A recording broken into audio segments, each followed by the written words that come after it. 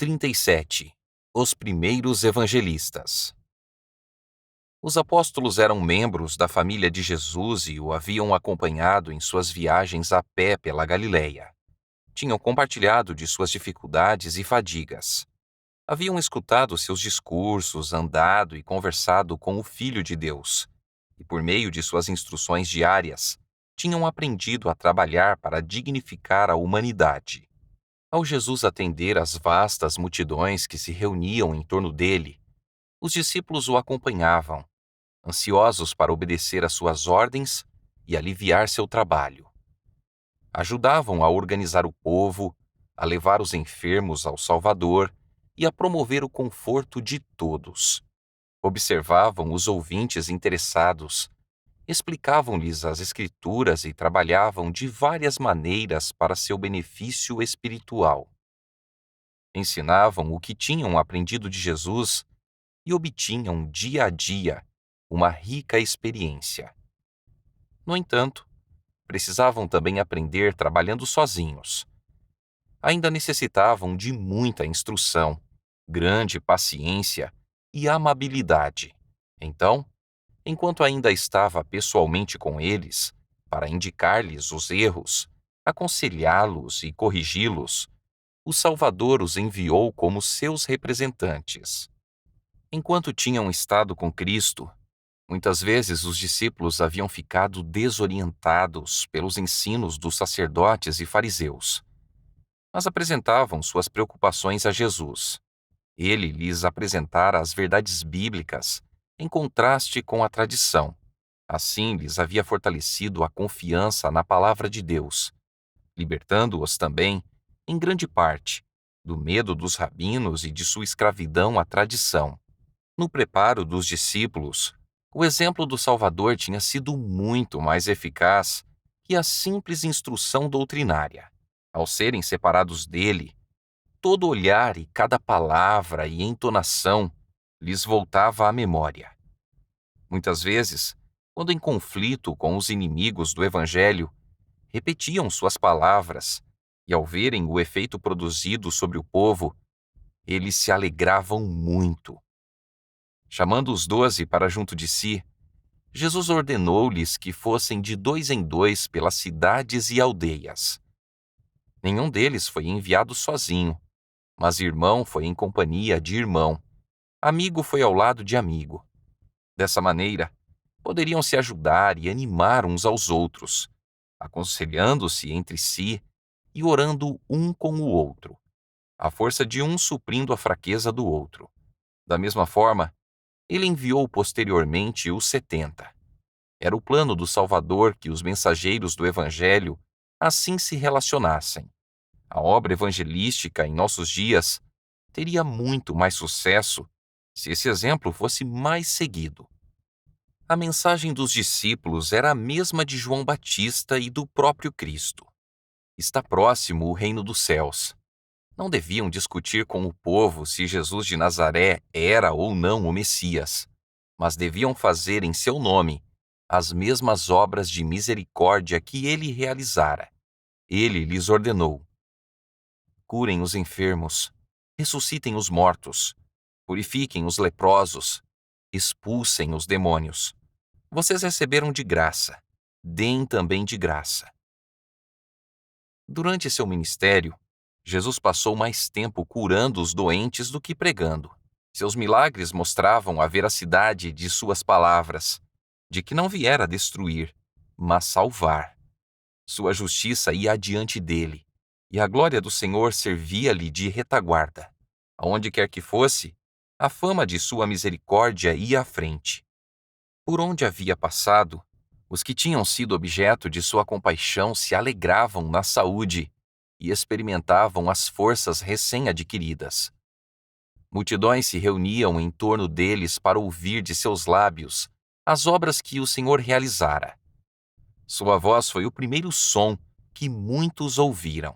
Seu nome, a primeira palavra que proferiram. Seu rosto, o primeiro que contemplaram. Por que não amariam a Jesus louvando-o?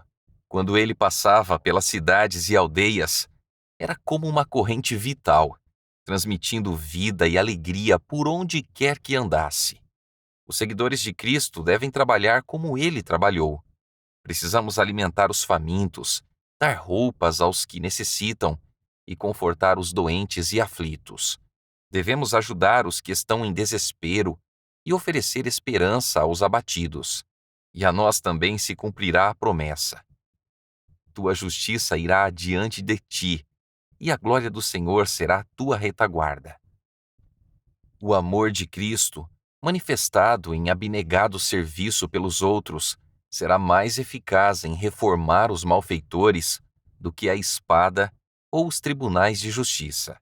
Estes são necessários para despertar medo nos transgressores, mas o amorável missionário pode fazer mais do que isso. Muitas vezes, o coração é endurecido sob a repreensão, mas se abrandará sob a influência do amor de Cristo.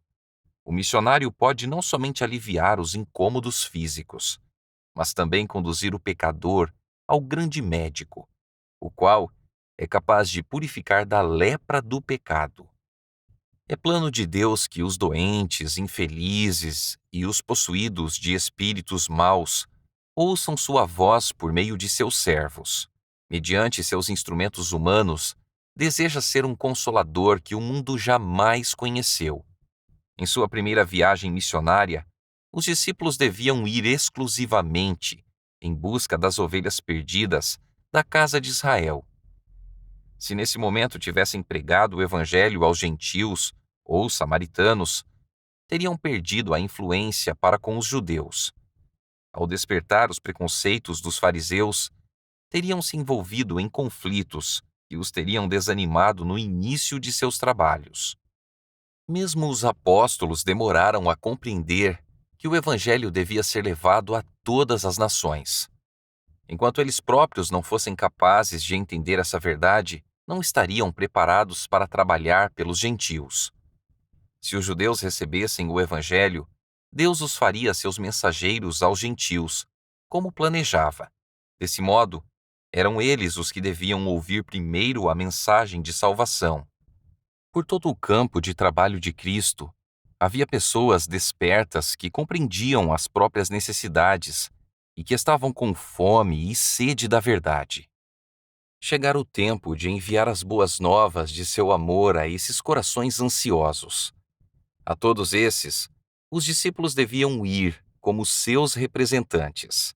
Assim, aqueles que crescem nessa mensagem seriam levados a considerá-los mestres designados por Deus, e quando o Salvador lhes fosse tirado, não seriam deixados sem instrutores. Nessa primeira viagem, os discípulos só deviam ir aos lugares em que Jesus já estivera antes e onde fizera amigos. Seus preparativos de viagem deviam ser os mais simples. Não deviam permitir que coisa alguma distraísse a mente de sua grande obra, nem de maneira nenhuma despertar oposição e fechar a porta para trabalho futuro. Não deviam usar o vestuário dos mestres religiosos, nem coisa alguma que os distinguisse dos humildes camponeses. Não lhes convinha entrar nas sinagogas e convocar o povo para um culto público. Seu esforço devia ocorrer no trabalho feito de casa em casa. Não deviam perder tempo com saudações inúteis, nem indo de casa em casa para se hospedarem, mas deviam aceitar em todo lugar a hospitalidade dos que eram dignos, daqueles que os receberiam de coração, como hospedando ao próprio Cristo. Era seu dever entrar nos lares com a bela saudação: paz seja nesta casa. Essa casa seria abençoada por suas orações, seus hinos de louvor e pelo estudo das Escrituras no ambiente familiar. Esses discípulos deviam ser arautos da verdade, a fim de preparar o caminho para o Mestre. A mensagem que deviam levar era a palavra da vida eterna, e o destino das pessoas dependia da aceitação ou rejeição dela. Para impressionar o povo com sua solenidade, Jesus ordenou aos discípulos: se alguém não vos receber nem ouvir as vossas palavras, ao sairdes daquela casa ou daquela cidade, sacudi o pó dos vossos pés. Em verdade vos digo que menos rigor haverá para Sodoma e Gomorra no dia do juízo do que para aquela cidade. Então o olhar do Salvador penetra o futuro, contempla os mais vastos campos em que, depois de sua morte, os discípulos testemunharão dele. Seu olhar profético alcança a experiência de seus servos ao longo de todos os séculos, até que ele venha pela segunda vez. Mostra aos seguidores o conflito que encontrarão, revela o caráter e o plano da batalha. Apresenta perante eles os perigos que terão de enfrentar e a abnegação que lhes será necessária. Deseja que calculem o custo, a fim de que não sejam tomados de surpresa pelo inimigo. Sua luta não é contra o sangue e a carne, e sim contra os principados e potestades, contra os dominadores deste mundo tenebroso, contra as forças espirituais do mal, nas regiões celestes. Eles têm de lutar contra forças sobrenaturais, mas lhes é garantido um auxílio sobrenatural. Todos os seres celestiais estão nesse exército, mais do que anjos fazem parte das fileiras. O Espírito Santo, o representante do capitão do exército do Senhor, desce para dirigir a batalha. Nossas fraquezas, pecados e graves erros podem ser muitos, mas a graça de Deus se destina a todos os que a buscam em contrição. O poder da onipotência atua em favor dos que confiam em Deus. Jesus declarou: Eis que eu vos envio como ovelhas para o meio de lobos. Sede, portanto, prudentes como as serpentes e simples como as pombas. O próprio Cristo nunca omitiu uma palavra da verdade, mas sempre a disse com amor. Ao lidar com o povo, usava a máxima prudência, além de cuidadosa e bondosa atenção. Nunca foi rude, nunca proferiu desnecessariamente uma palavra severa e jamais provocou sem motivo uma dor a uma pessoa frágil. Não censurava a fraqueza humana. Denunciava sem temor a hipocrisia, a incredulidade e a iniquidade. Mas tinha lágrimas na voz quando fazia suas esmagadoras repreensões. Chorou sobre Jerusalém, a cidade amada, que recusava recebê-lo. O caminho, a verdade e a vida. Rejeitaram a ele, o Salvador, mas ele os olhava com piedosa ternura e com tão profunda dor que lhe partiu o coração. Toda pessoa era preciosa aos seus olhos. Embora sempre se portasse com divina dignidade, inclinava-se com a mais afetuosa consideração para todo membro da família de Deus. Via em todas as pessoas seres decaídos, os quais ele tinha a missão de salvar. Os servos de Cristo não devem agir segundo as inclinações naturais do coração.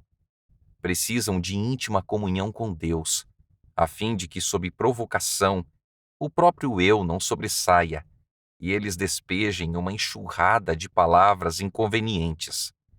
Palavras que não são como o orvalho ou como a chuva suave que refresca as plantas ressequidas.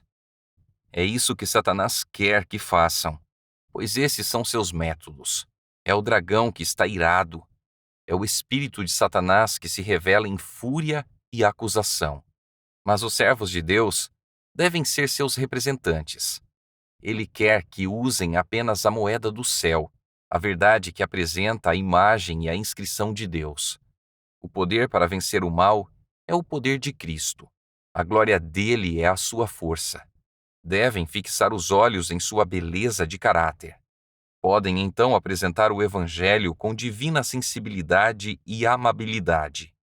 E o espírito que permanece manso diante da provocação dirá mais em favor da verdade do que o fará qualquer argumento, por mais forte que seja. Os que são postos em conflito com os inimigos da verdade têm de enfrentar não somente homens, mas Satanás e seus agentes. Que eles se lembrem das palavras do Salvador.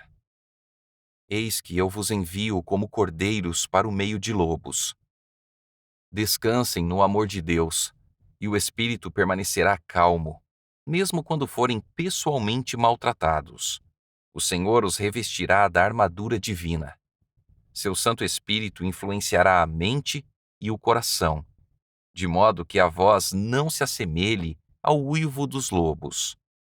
Continuando as instruções aos discípulos, Jesus aconselhou: acautelai-vos dos homens. Não deviam confiar totalmente naqueles que não conheciam a Deus, revelando-lhes seus desígnios, pois isso daria vantagem aos agentes de Satanás. As invenções humanas frequentemente se contrapõem aos planos de Deus. Os que constroem o templo do Senhor devem fazê-lo em harmonia com o modelo mostrado no monte, a semelhança divina.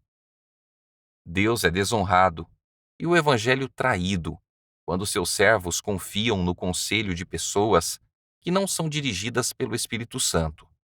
A sabedoria mundana é loucura diante de Deus. Os que nela se apoiarem, com certeza, errarão. Eles vos entregarão aos tribunais. Por minha causa sereis levados à presença de governadores e de reis, para lhes servir de testemunho, a eles e aos gentios. A perseguição difundirá a luz.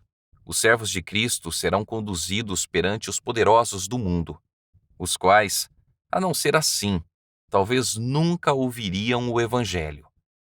A verdade tem sido distorcida perante essas pessoas.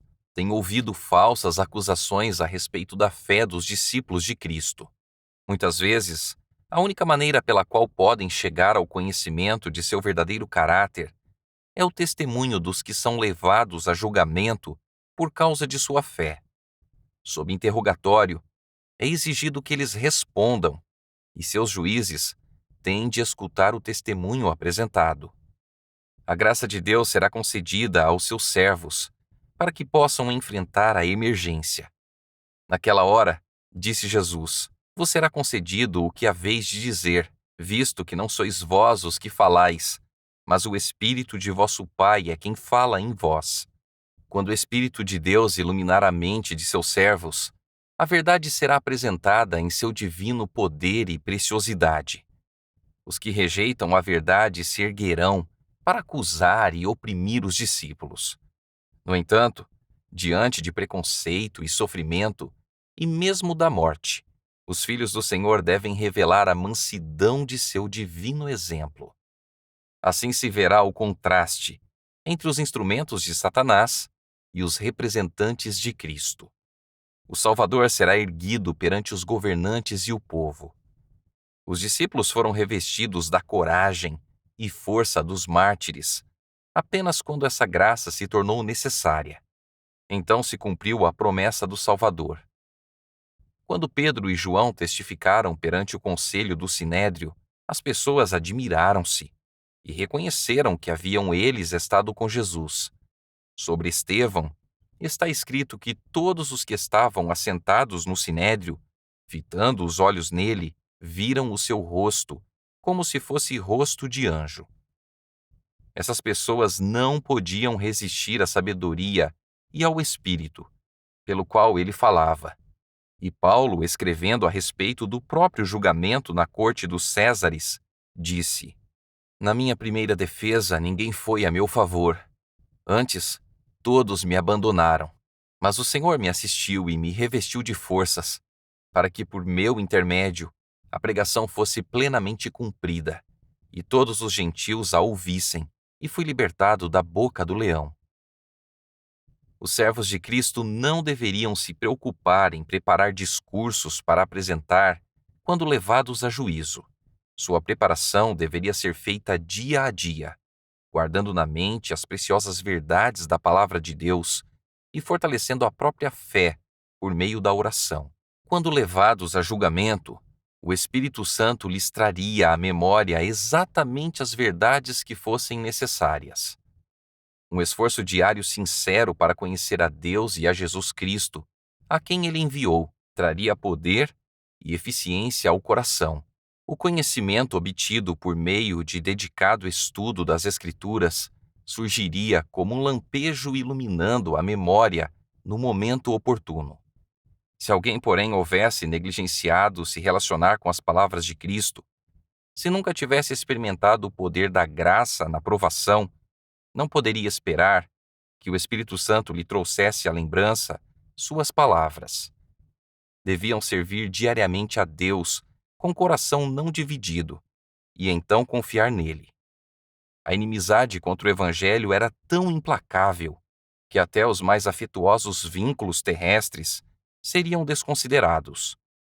Os discípulos de Cristo seriam entregues à morte pelos membros da própria família. Sereis odiados de todos por causa do meu nome, acrescentou ele. Aquele, porém, que perseverar até o fim, esse será salvo. Contudo, advertiu-os a que não se expusessem desnecessariamente à perseguição. Ele próprio deixou muitas vezes um campo de trabalho em busca de outro, a fim de escapar dos que procuravam tirar sua vida. Quando foi rejeitado em Nazaré e seus concidadãos tentavam matá-lo, desceu a Cafarnaum e lá o povo se admirou de seus ensinos, porque a sua palavra era com autoridade. Assim seus servos não deveriam desanimar diante da perseguição, mas procurar outro lugar, onde ainda pudessem trabalhar pela salvação das pessoas. O servo não é maior que seu senhor. O príncipe do céu foi chamado de Beelzebu, e da mesma forma, seus discípulos serão caluniados. Mas seja qual for o perigo, os seguidores de Cristo devem declarar abertamente seus princípios. Devem desprezar a dissimulação. Não devem permanecer sem se expor até se certificarem de que podem confessar a verdade sem riscos. São colocados como sentinelas para advertir as pessoas contra o perigo a que estão sujeitas. A verdade recebida de Cristo deve ser comunicada abertamente a todos. Jesus ordenou: o que eu digo a vocês na escuridão, falem à luz do dia. O que é sussurrado em seus ouvidos, proclamem dos telhados. O próprio Cristo jamais comprou a paz por meio de transigências. Seu coração transbordava de amor por toda a raça humana, mas nunca foi tolerante para com seus pecados. Era muito amigo das pessoas para permanecer em silêncio, enquanto elas prosseguiam em direção à ruína. Ruína daqueles que ele comprara com o próprio sangue. Trabalhava para que o ser humano fosse leal para consigo mesmo, para com seus mais nobres e eternos interesses. Os servos de Cristo são chamados a realizar a mesma obra e devem cuidar para que, buscando evitar desarmonia, não sacrifiquem a verdade. Devem promover tudo quanto conduz à paz. Mas a verdadeira paz jamais será obtida comprometendo os princípios. Ninguém pode ser fiel aos princípios sem despertar oposição. Um cristianismo espiritual sofrerá oposição da parte dos filhos da desobediência. Contudo, Jesus recomendou aos discípulos: não temais os que matam o corpo e não podem matar a alma. Os que são fiéis a Deus não precisam temer o poder dos seres humanos, nem a inimizade de Satanás. Em Cristo, eles têm a garantia de vida eterna.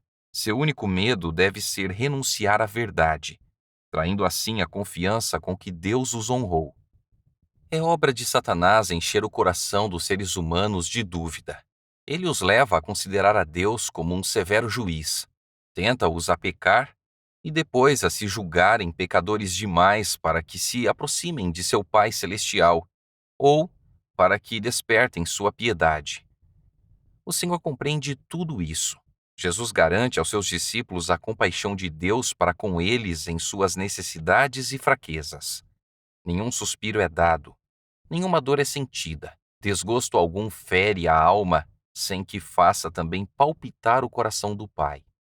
A Bíblia nos apresenta Deus em seu alto e santo lugar, não em estado de inatividade, não em silêncio e isolamento, mas rodeado de milhares e milhões de seres santos, todos à espera para cumprir sua vontade.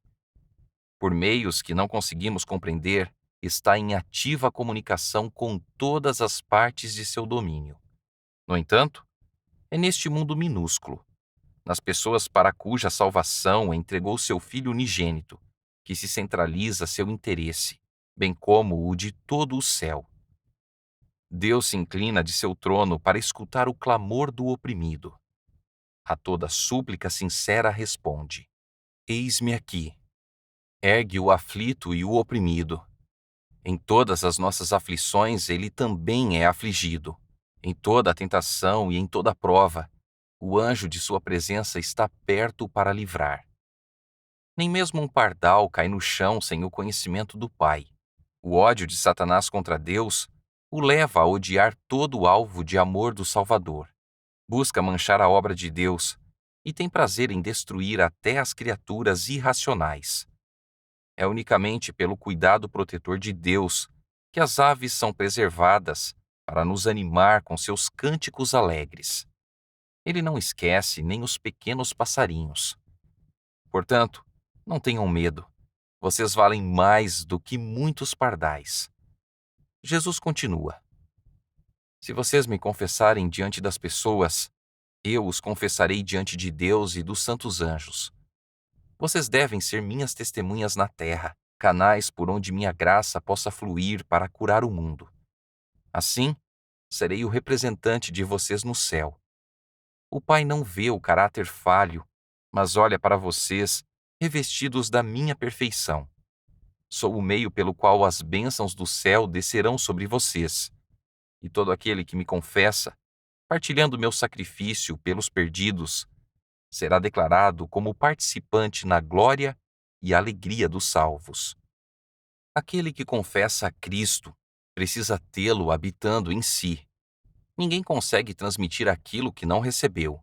Os discípulos poderiam falar fluentemente sobre doutrinas, poderiam repetir as palavras do próprio Cristo, mas, se não tivessem mansidão e amor cristãos, não o estariam confessando. Uma atitude contrária à de Cristo equivaleria a negá-lo, não importando a profissão de fé. As pessoas podem negar a Cristo pela maledicência, por conversas frívolas, por mentiras ou palavras rudes. Podem negá-lo esquivando-se das responsabilidades da vida e pela busca dos prazeres pecaminosos.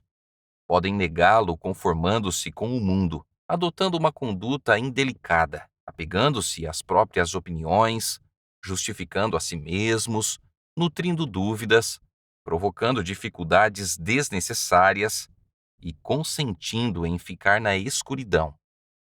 Por todas essas coisas declaram não ter consigo a Cristo. Aquele que me negar diante dos homens, diz ele, também eu o negarei diante de meu Pai que está nos céus. O Salvador declarou aos seus discípulos que não esperassem que a inimizade do mundo para com o Evangelho fosse vencida e sua oposição deixasse de existir depois de algum tempo. Declarou: Não vim trazer paz, mas espada. Esses conflitos não são o efeito do Evangelho, mas o resultado da oposição contra ele. De todas as perseguições, a mais difícil de suportar é a divergência entre os membros da família, o afastamento afetivo das pessoas a quem mais amamos neste mundo. Mas Jesus declara: Quem ama seu pai ou sua mãe mais do que a mim, não é digno de mim. Quem ama seu filho ou sua filha mais do que a mim, não é digno de mim.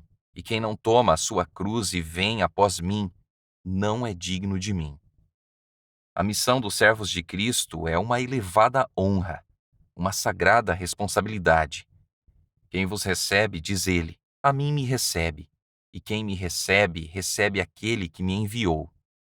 Nenhum ato de bondade para com eles deixa de ser reconhecido e recompensado.